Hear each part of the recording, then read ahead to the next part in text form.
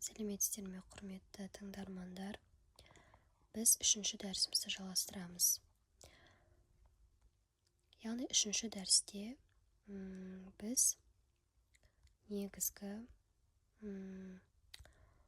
яғни құрылыс шығындарының жинақталған құн көрсеткіштерін қолдана отырып есептеу ерекшеліктеріне келіп тоқталған болатынбыз.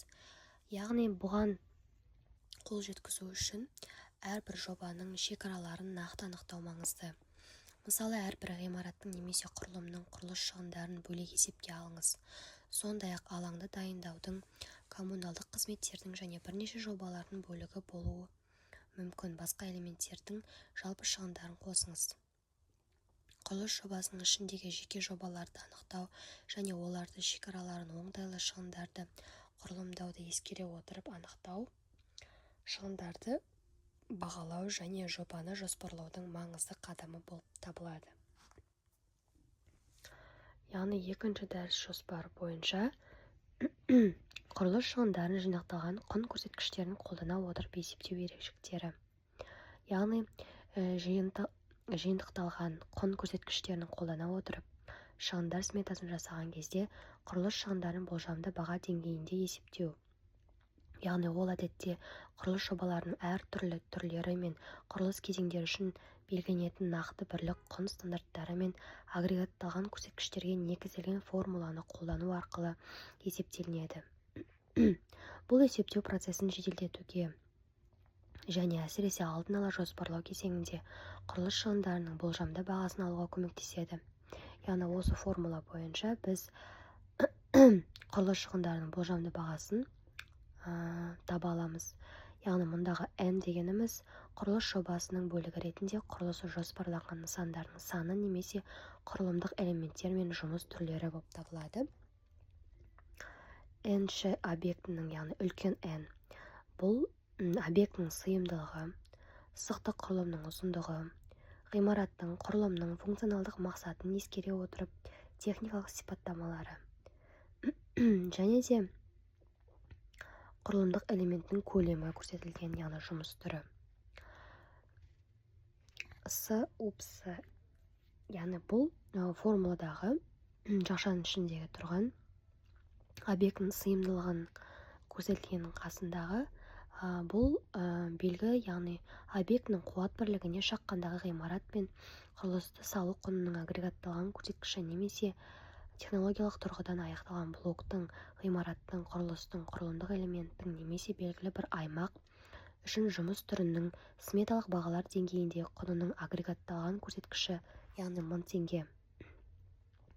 Құрылыс шығындарын бағалауда және анықтауда құрылыс шығындарының жиынтық көрсеткіштері және технологиялық тұрғыдан аяқталған бірліктердің, ғимараттың, құрылыстың, құрылымдық элементтері немесе жұмыстың түрлерінің жиынтық құны көрсеткіштері маңызды рөл атқарады.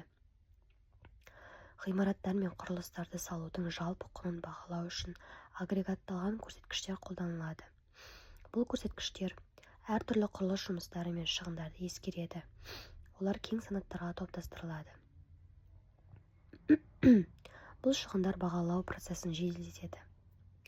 Яғни олар құрылыс процесінің әрбір элементін егжей-тегжейлі қарастырмай, стандарттарға негізделген құрылыс шығындарын туралы алдын ала түсінік беруге көмектеседі. Жиынтық шығындар сметалары құрылыс құнын жоғары дәлдікпен және уақытылы бағалауға, шығындарды жоспарлауды және шығындарды бақылауды жақсартуды мүмкіндік береді.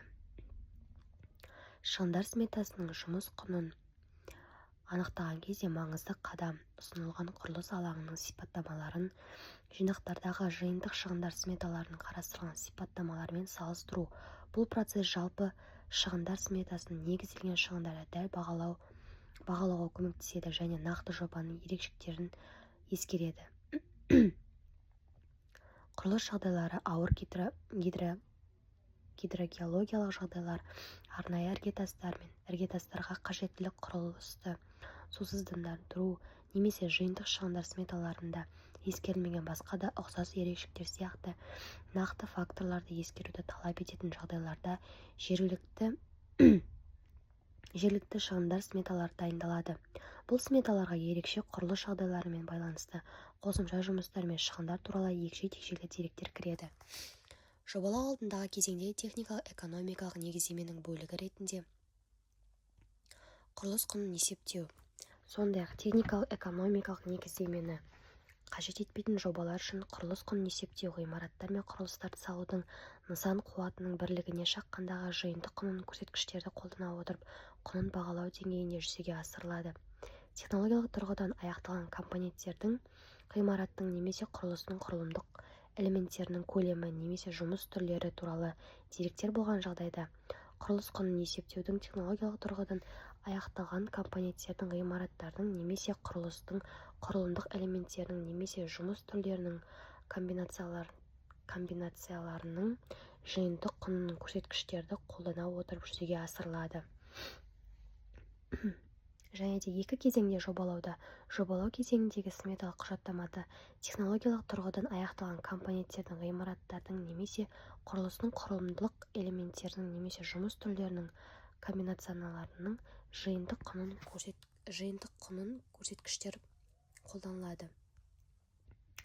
Сонымен қатар негізгі жоба алдындағы және жобалау сметалық құжаттаманы әзірлеу құны тиісті құжаттарды жасау үшін қажетті жұмысты аяқтау үшін қажетті тапсырыс берушінің инвестордың бюджетімен анықталады.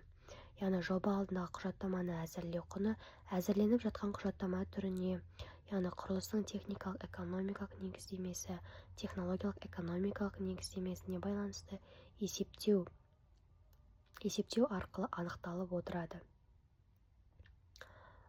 Яғни жоба алдындағы құжаттаманы әзірлеу құны екі кезеңде жобаланады. Жоба және жоба құжаттамасы кезеңдері үшін жобалау сметалық құжаттаманы әзірлеудің жалпы құнының 20%-нан аспауы тиіс. Осымен біздің 3-ші дәрісіміз 2-ші бөлім аяқталды. Назарларыңызға рахмет, сау болыңыздар.